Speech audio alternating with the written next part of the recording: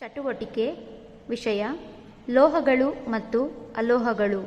ಬೇಕಾಗಿರುವ ಸಾಮಗ್ರಿಗಳು: ಕಬ್ಬಿಣದ ತುಕ್ಕು, ನೀರು, ಕೆಂಪು ಲಿಟ್ಮಸ್ ಕಾಗದ ಹಾಗೂ ನೀಲಿ ಲಿಟ್ಮಸ್ ಕಾಗದ.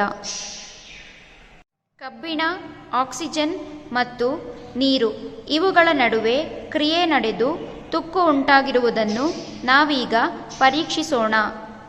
1 ಚಮಚೆಯಷ್ಟು ಕಬ್ಬಿಣದ ತುಕ್ಕನ್ನು ಸಂಗ್ರಹಿಸಿ ಮತ್ತು ಅದನ್ನು ಸ್ವಲ್ಪ ಪ್ರಮಾಣದ ನೀರಿನಲ್ಲಿ ವಿಲೀನಗೊಳಿಸಿ. ನೀರಿನಲ್ಲಿ ತುಕ್ಕು ಹಾಗೆಯೇ ನಿಲಂಬಿತವಾಗಿರುವುದನ್ನು ನೀವು ಗಮನಿಸಬಹುದು. ನಿಲಂಬಿತವಾಗಿರುವ ತುಕ್ಕನ್ನು ಚೆನ್ನಾಗಿ ಕಲಕಿ. ದ್ರಾವಣವನ್ನು ನೀಲಿ ಹಾಗೂ ಕೆಂಪು ಲಿಟ್ಮಸ್ ಕಾಗದದಿಂದ ಪರೀಕ್ಷಿಸಿ.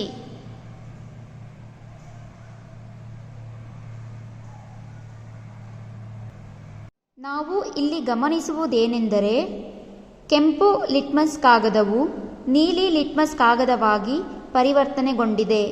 ಇದಕ್ಕೆ ಕಾರಣ ಕಬ್ಬಿಣ, ಆಕ್ಸಿಜನ್ ಮತ್ತು ನೀರು ಇವುಗಳ ನಡುವೆ ನಡೆದ ಕ್ರಿಯೆ.